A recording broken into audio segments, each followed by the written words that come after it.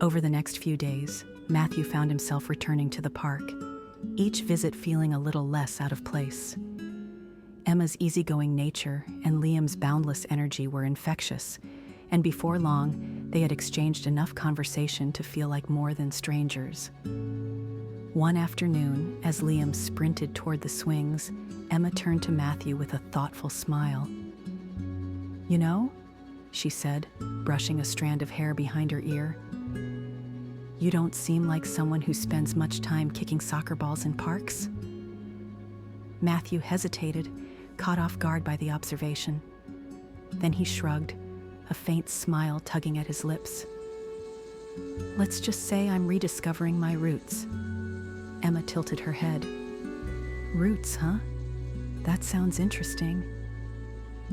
Before Matthew could respond, Liam bounded back, breathless and grinning. "Mom, can we go to your work? I want to show him the dogs." Emma laughed, ruffling his hair. "Calm down, buddy. I'm not sure our new friend is ready for that level of chaos." But to her surprise, Matthew nodded. "Actually, I think I'd like that."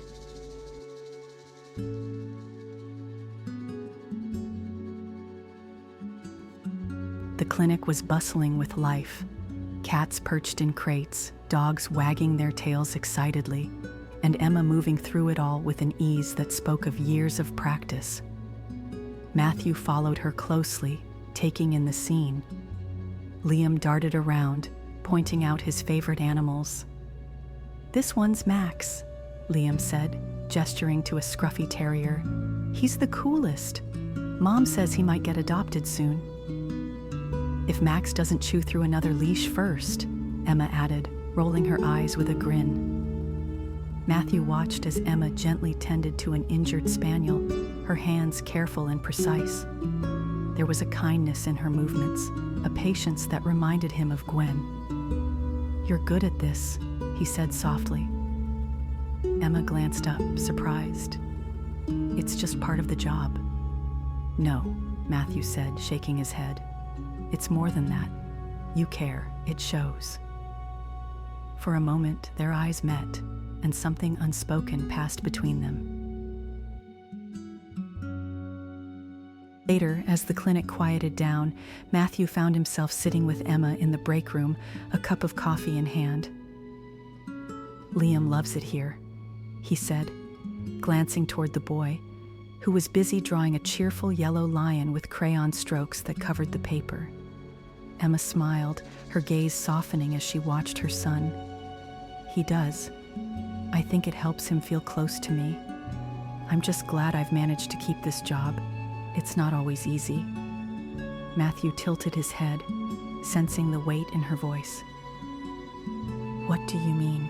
he asked gently. She let out a soft sigh, one that seemed to carry more relief than burden, like she didn't mind being honest. "Raising Liam on my own, balancing work and life, it's a lot. Some months it feels like I'm holding everything together with duct tape and hope." Matthew nodded slowly, not interrupting, just listening. He could see it now, not just the strength it took to manage everything on her own, but the pride she carried with it. She wasn't complaining, not really.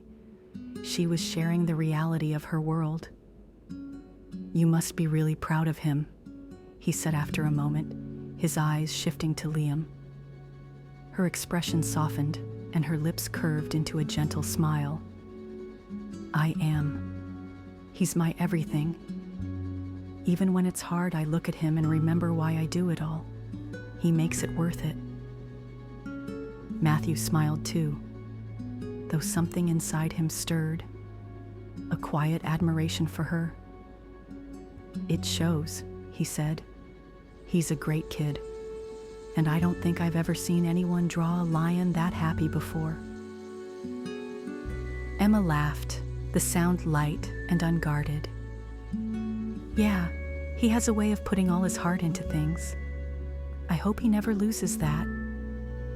Matthew watched the way she looked at Liam, the kind of love that didn't ask for anything in return. He wanted to say something that wouldn't feel like overstepping, but would still let her know he saw her, the person she was behind all the roles she carried. That kind of strength, he said quietly. The kind it takes to raise someone like him and still smile the way you do. It's not something you see every day. Emma glanced at him, surprised by his words. For a moment, she seemed unsure of how to respond, but then she smiled softly. "Thanks," she said simply, her tone warm but not overdone. Before the moment could stretch too long, Liam came running over, holding up his drawing proudly. "Mom, look, it's a lion. It's the king of the jungle." Emma laughed again, pulling her son close for a quick hug. "It's amazing, sweetheart. You're going to have to teach me how to draw like that someday." As Liam grinned and scampered off to add more details, Matthew leaned back in his chair, the coffee warming his hands. He didn't need to offer solutions or grand gestures. He just wanted to be there, to see her as she was, and for now that was enough.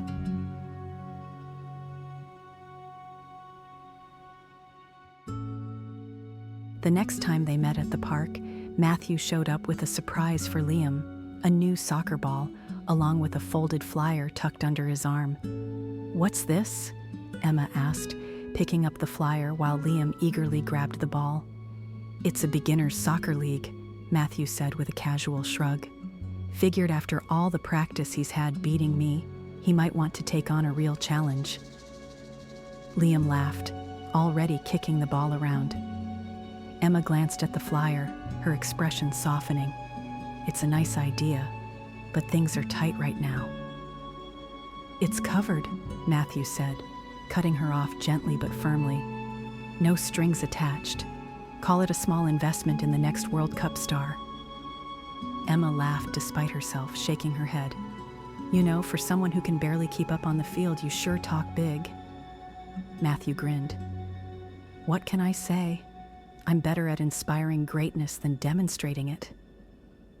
Emma rolled her eyes, but her smile lingered. "You're impossible."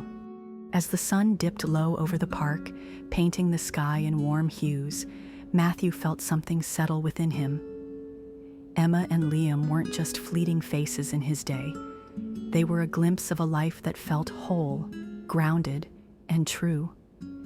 In their laughter and warmth, Matthew began to see the kind of connection he hadn't even realized he was missing. And for once, it felt like something worth holding on to.